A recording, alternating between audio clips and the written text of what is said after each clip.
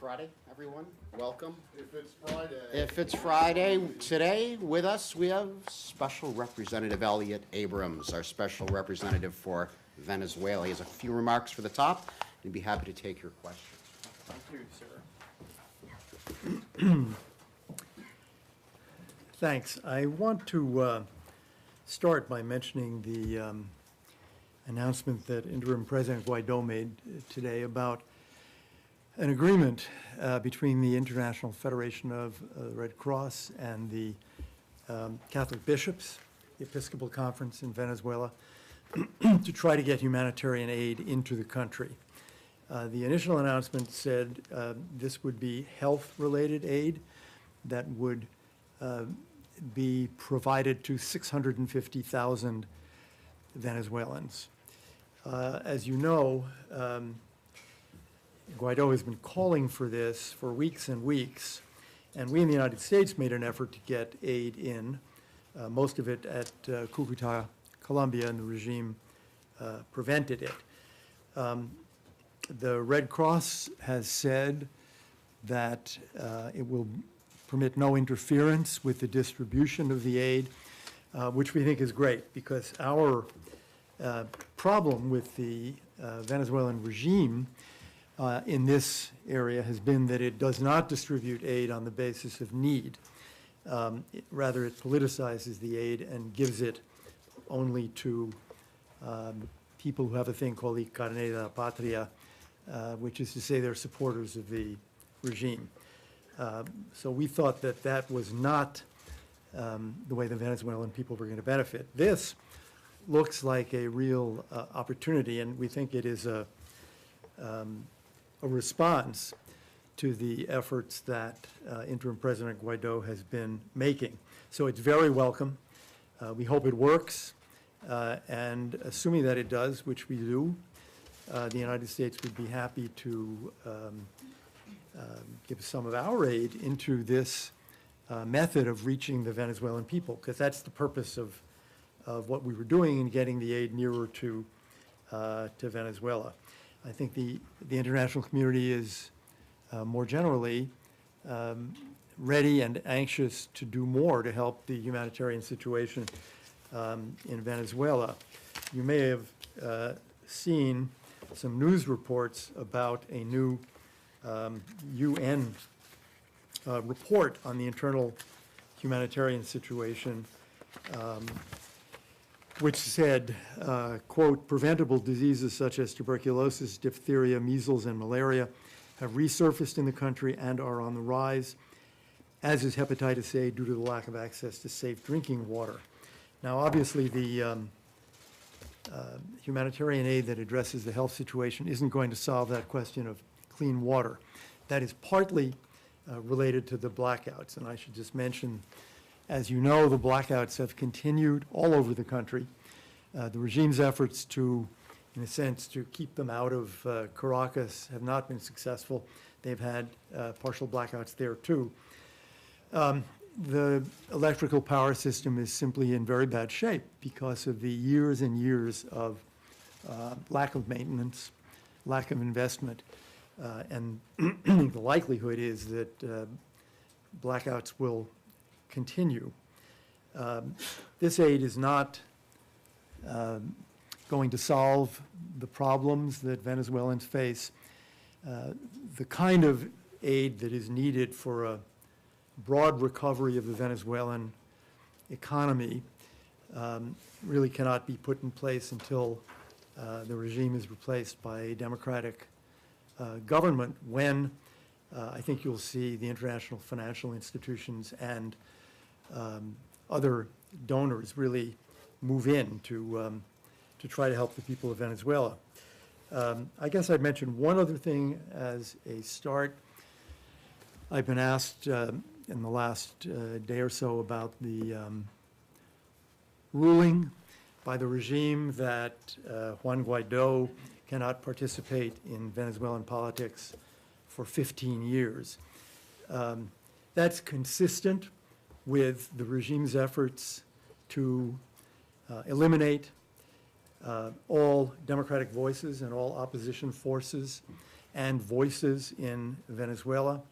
I don't imagine that Juan Guaido is deeply worried because the Maduro regime, while it might be around in 15 days, is not going to be around in 15 years.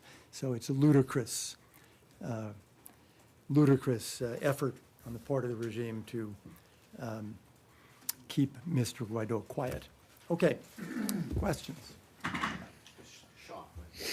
Thanks for doing this. There have been reports in recent days about oil refineries and the U.S. stance on that. That the U.S. is telling is encouraging oil companies not to be doing business with Venezuela. Can you just talk a little bit about the U.S. effort when it comes to oil, when it comes to international companies, and the message you're sending them, whether sanctions could be enforced for international companies dealing with Venezuela? Well, we have our sanctions, and one of the main purposes is to deny the regime money that it does not use for the Venezuelan people. Some of it ends up in foreign banks, and much of it is used simply to keep the regime in power. So the first thing we did was we stopped paying them. The largest source of cash had been the United States, buying about 500,000 barrels a day. We have had conversations with foreign oil traders, with foreign governments, really along the same lines. That is, you should be supporting interim President Guaido. You should not be supporting this regime. You should not be buying oil from this regime and giving them cash. And we've noted that we have a wide, broad net with our sanctions, and so we've warned people, be careful not to get caught in that net by activities that you may think don't come into it, but actually are caught by it. So and I think we've had a fair amount of success, I would say, in getting companies to reduce the amount they're buying, and in some cases end the purchase of oil from the regime. There were some grace periods, when we introduced the sanctions, which most of which are coming to an end.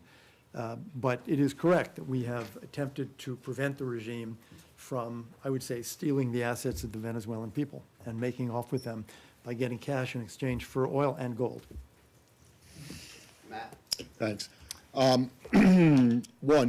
Two brief ones. How is the search for a protecting power going? We're very happy with the way it's going, and I wish I had an announcement. I don't, but the Soon? diplomatic efforts, soon. The diplomatic is Friday, but the diplomatic efforts are going well. Okay. And then secondly, I wondered if you could extrapolate a little bit from what National Security Advisor Monroe had to say this morning. We strongly caution actors external to the Western Hemisphere against deploying military assets to Venezuela or elsewhere in the hemisphere with the intent of establishing or expanding military operations. Clearly, this is a reference to Russia, but does this mean that you're okay with Western Hemisphere countries getting involved militarily, whether it's the Cubans or the Nicaraguans or yourself? We have made it clear what we think of the Cuban involvement in Venezuela. Well, then why doesn't he be more specific here? Why doesn't he say, we caution anyone who doesn't agree with us against deploying Well, this was, I military guess, assets to Venezuela? chronologically, it's a reaction to what happened a few days ago with the arrival of the 2 Russian planes and a certain number of Russian military people on the ground. We've been very clear in our condemnation of the role the Cubans are playing. That was not the subject of this particular week. And just as it relates to Russia, Secretary Pompeo had a call with Foreign Minister Lavrov, was it a day or two ago? No, it was longer. 2 or 3 days ago? I think it was last weekend. Or was it last weekend? Okay, well, in it, according to the U.S. readout, the Secretary delivered the same warning, said the Russians should disengage. The Russians say that Foreign Minister Lavrov accused the United States of trying to mount a coup in Venezuela, and it's probably not a surprise that you would disagree with that, but I'm wondering, why is that not, why do you disagree with it? Why is the Russian argument flawed? There is one democratic elected institution in Venezuela, the National Assembly. That's it. What the United States is doing is supporting the National Assembly and supporting the interim president and calling for a free election, because what happened last May was not a free election. All the international observers agreed on that. So what we're calling for is a transition to democracy. That's not a coup. And I mean, to get instructions on democracy from the Russian foreign minister makes my day. And you're still at 54? Yes, sir. So the number is static, and you haven't had any success in convincing anyone else to join your? That's right. All right. Okay, let's go Fox. Thanks very much. Also, in the readout that in that conversation with the foreign minister and the secretary, the U.S. readout said that the United States will not stand idly by, referring specifically to the Russian deployment to Venezuela. What tools are available to the U.S. government to ensure that the U.S. is not standing idly by? Well, we have a list of options that we've given the secretary. I would say that there are a lot of things we can do, certainly in the area of diplomacy, but there are things we can do in economic terms, in terms of sanctions. I guess I shouldn't get into this much, but we I get into it with the secretary, but that's a different story. I would just say that we have options, and that I think it would be a mistake for the Russians to think they have a free hand here. They don't. CBS. Thank you. So with these Russian troops, we think there's about 100 on the ground. Can you give us any guidance what equipment they brought, what they're doing there, and if we have any indication that we think Russia is planning to send more in the coming days or weeks? On the question of sending more, I don't know. On the question of what equipment there is, such information as we have is through intelligence, so I can't discuss it. As to what they're doing, one of the things they are doing seems to be, and we've thought this from the very beginning, helping the regime with the S-300 ground-air missile system, which apparently got all screwed up, sorry to use technical terms, by the blackout. So I don't know what you'd call it, recalibration or resetting, or in any event, technical assistance. What else they're doing, we're watching. Michelle? So how much of a threat do you see the Russian presence at this point being to what the U.S.'s goals are? There are not a gigantic number of Cubans. There are several thousand in the intelligence services, but their presence is extremely pernicious. The same thing is true, I would say, of the Russian presence. Obviously, this was, about 100 people.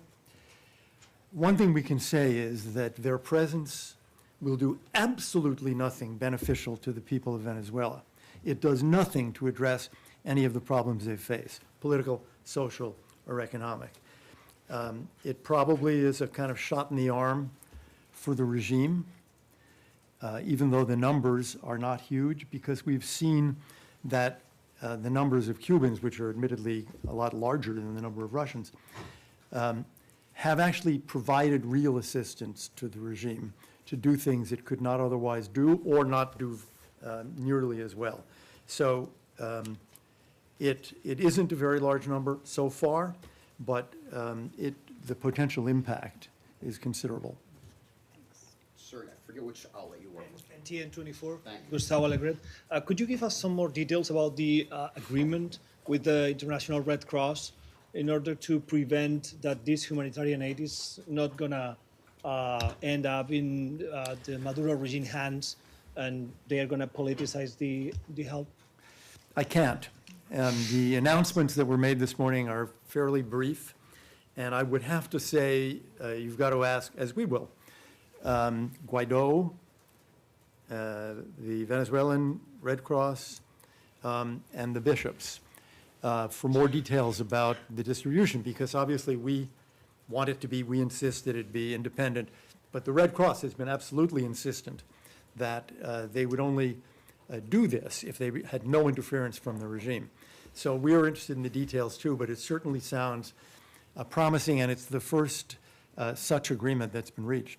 Is there any red line in this subject? I mean, if the U.S. see the Maduro regime politicizing the help? Well, I would say we have the same red line that the Red Cross and the bishops do. Distribution has to be based on need, not politics. Yeah. You said that your main purpose is to deny the regime money. Now, what is going on and what is your take with the oil dealings with India, especially one of the biggest refineries, the Reliance refineries, which is supposed to be not only buying the oil but also supplying the oil, Indian and European oils. Like we have reports that the ships are now at this moment being loaded in Venezuela.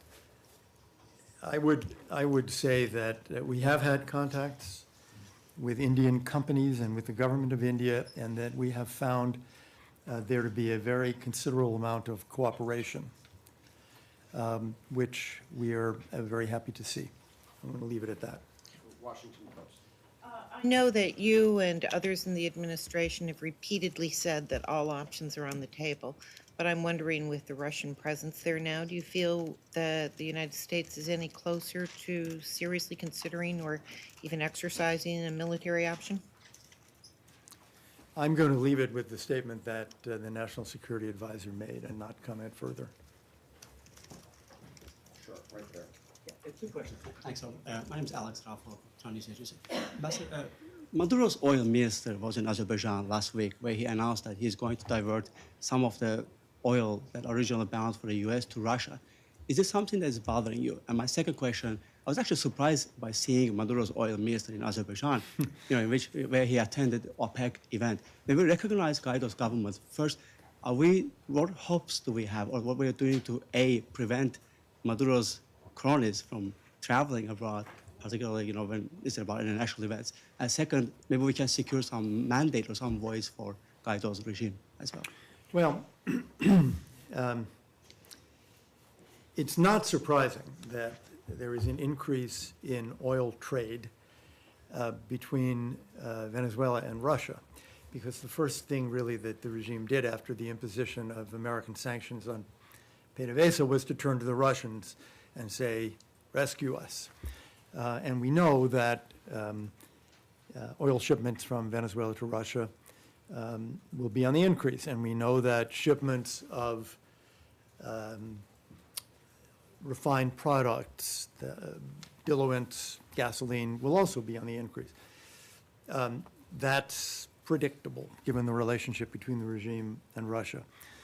In the international organization area, we continue diplomatic efforts to persuade people and organizations to give the credentials of Venezuela to the representatives of interim President Guaido. In some cases, we have already succeeded, like the Inter-American Development Bank. In others, we're working on it.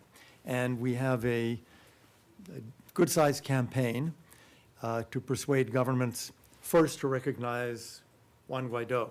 Second, to then carry through with the implications of that recognition when it comes to diplomatic missions in their own capital, and when it comes to the way they vote in international organizations. That will be developing. That's something we're doing. We do it every week. And as meetings happen, you will see, I think, that we will have more successes of the sort we had in Chengdu. And the number of countries that recognize Guaido government, is it still 54? Yes, yes. Hello, Mr. Abrams. I wanted to pick up on my colleague from AFP who was talking about the way that the US had reached out to oil traders and companies and governments. Are you doing this because you're seeing additional leakage coming out of, are you seeing Maduro basically pushing more assets out of the country? What are you, Yeah, what is well, behind this? Because it doesn't pertain to the sanctions. I mean, you're No, doing this it's in all, addition. right, I mean, it's all very, I would say it's very logical. We impose our sanctions. What does the regime do? The regime tries to figure out other ways to get around them. It tries to find new customers. It tries to find new sources of imports. So what do? We watch carefully, and we can see ships moving, and we can see new contracts with new companies. And when we do, we talk to shippers, or we talk to refiners, or we talk to governments, and we say, you should not be doing that. So That's who what are we're you doing. seeing it with? I mean, how about naming and shaming a few? You know, the first thing we do, it's not going to work maybe in the case of Russia, but the first thing we do is talk to people. That is, we don't go in and sanction them or threaten them. What we do is go in and say, look, here's the situation. Here's our policy. And we would really appreciate your cooperation. And we do say, look, the sanctions net is wide, and you don't want to get caught in it. And we would appreciate cooperation. And in a very large number of cases, we get it. So are you well, I'm gathering what you're saying is that you are seeing more kind of leakage going on. No, we're seeing efforts. We're seeing efforts, and we're Efforts going to trying getting to assets shut out. them off, yeah. Right. And you're saying you're seeing ships and contracts and so on. Is that mainly to do with shipping out oil, or is it I mean, clearly not cash. I mean, the regime is, it's pretty logical. I mean, the regime is trying to do what it can to get its hands on cash, refined products, other things it needs. So one of the ways it does that is, go to the Russians and say, how can you help us? But in other cases, there is selling, there is reselling, there are oil traders involved in this, and we have pretty decent information about this, so we try to follow up and say, don't do that. So you focused on Russia and China. I mean, Russia I focused and on Cuba. Russia, yeah. But China's just offered additional help over the last 24 hours. What is its role? It seemed to have pulled back. Now it seems to be kind of spurting up to help again. Yeah, I will be persuaded of that when we actually see it. That is, I think my impression has been that the Chinese concern is essentially to protect the pretty considerable loans and investments that China has in Venezuela for the future, and has not seen it as an area of geopolitical challenge to the United States, which appears to be the way the Russians see it. So we'll see what the Chinese do. So last question, right there, please. Mr. Abrams, Laura Newton from Caracol, Colombia. It's been over 2 months since Guaido proclaimed himself the interim president. Recently, Germany did not accept who he designated as an ambassador. Do you fear that this subject of the democratic transition in Venezuela may be losing some momentum internationally? I really don't. I mean, I don't know how one judges that scientifically, but how can one judge this? How many people are here today? There's one way to judge. Column inches, very old-fashioned, I know, for today, but let's say minutes of broadcasts, minutes on the air. Clicks. Concerns, clicks, that's a good one. Concerns that we hear. How many foreign ambassadors want to come in and talk to us about Venezuela? I see no diminution of interest. I certainly see no diminution of interest in the administration. That is a concern of the president, the vice president, the national security advisor. Certainly Secretary Pompeo spends a good deal of time on this, and did up on the Hill. I see no diminution of interest in the American Congress. So as I look around the country and around the world, I don't see it. I don't see any lessening of interest and concern. And one reason for that, I think, is the situation in Venezuela is dire. We have seen this worsen because of the blackouts. Every report, now we have a new UN report apparently, every report is filled with just horrible statistics about the suffering of the Venezuelan people. So it would be wrong to turn away from this because the effort that we're making here really is on behalf of the Venezuelan people who deserve better and who are struggling to return their country to prosperity and democracy. Can I just ask what you said there's no Wanna wind it up? diminution? Hold on, hold Can on. you, We're can gonna you, end there, Matt. hold on All a right, second. no, we're done. He just We're said there was done. no diminution, but there's only 54 countries, it hasn't increased.